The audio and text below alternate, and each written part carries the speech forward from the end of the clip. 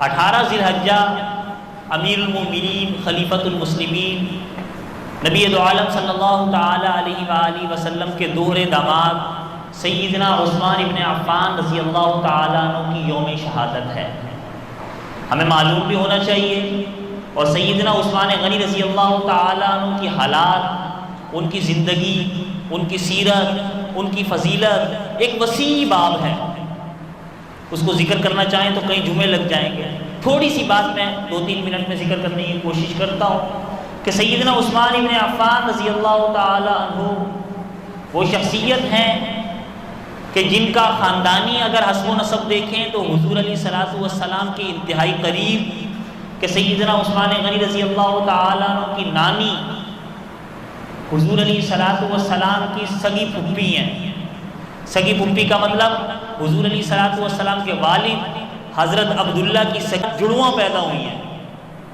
یہ سیدنا عثمان بن عفان رضی اللہ تعالیٰ عنہ کی نانی ہے۔ یہ تو تھا اپنا خاندانی رشتہ۔ سسرالی رشتہ، دنیا میں ایسا سسرالی رشتہ کسی کو ملا ہی نہیں جو سیدنا عثمان بن عفان رضی اللہ تعالیٰ عنہ کو ملا۔ پوری تاریخ اٹھا کر دیکھ لیں، کسی بھی نبی کی 2 بیٹیاں یکے بعد دیگرے اگر کسی نکاح میں آئی ہیں تو سیدنا عثمان بن عفان رضی اللہ تعالیٰ عنہ ہے۔ حضور علیہ الصلوۃ والسلام کی 2 صاحبزادیاں حضرت رقیہ اور پھر اس کے بعد حضرت ام کلثوم رضی اللہ تعالیٰ عنہما، یہ دونوں سیدنا عثمان بن عفان رضی اللہ تعالیٰ عنہ کے نکاح میں آئیں۔ یہی وجہ ہے کہ سیدنا عثمان بن عفان رضی اللہ تعالیٰ عنہ کو ذو النورین کہا جاتا ہے، 2 نوروں والا کہا جاتا ہے، ذو الہجرتین کہا جاتا ہے، 2 ہجرتیں کرنے والا کہا جاتا ہے، ایک حبشہ کی جانب ہجرتین کہا جاتا ہے، 2 ہجرتیں کرنے والا کہا جاتا ہے، ایک حبشہ کی جانب ہجرت فرمائی اور اسی طریقے سے ایک مدینہ منورہ کی طرف ہجرت فرمائی۔ سیدنا عثمان بن عفان رضی اللہ تعالی عنہ کے بارے میں نبی دو عالم صلی اللہ تعالی علیہ وآلہ وسلم کی ایک حدیث مبارکہ ہے۔ فرمایا کہ لکل نبی رفیق ورفیقی فی الجنت عثمان، ہر نبی کا رفیق ہوا کرتا ہے، ہر نبی کا دوست رفیق، اور جنت میں میرا رفیق عثمان ہے، جنت میں میرا رفیق عثمان ہے۔ اب تھوڑا اس حدیث کے بارے میں تھوڑی سی وضاحت کر دوں۔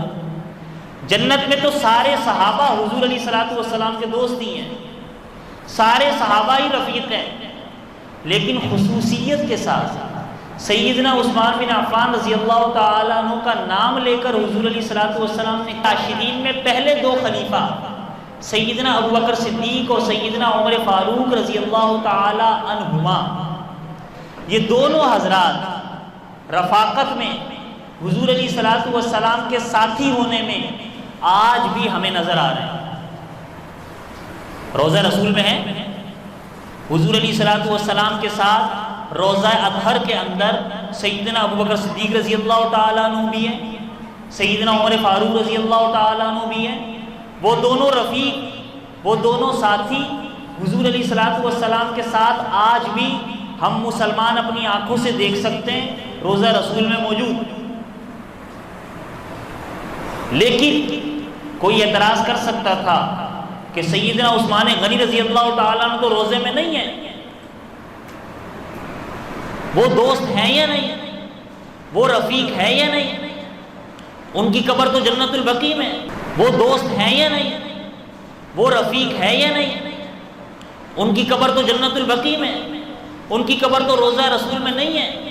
تو نبی علیہ الصلوۃ والسلام نے پہلے ہی فرما دیا کہ اگر ابوبکر صدیق اور عمر فاروق رضی اللہ تعالی عنہما تمہیں آنکھوں سے نظر آ رہے ہیں کہ روضہ رسول میں ہیں، وہ رفیق ہیں، تو یاد رکھنا عثمان بھی رفیق ہے، اور عثمان اگر ابھی نظر نہیں آ رہا تو جنت میں عثمان میرا رفیق ہوگا۔ لکل نبی رفیق ورفیقی فی الجنت عثمان، ہر نبی کا رفیق ہوا کرتا ہے، اور جنت میں میرا رفیق سیدنا عثمان ابن عفان رضی اللہ تعالی عنہ ہے۔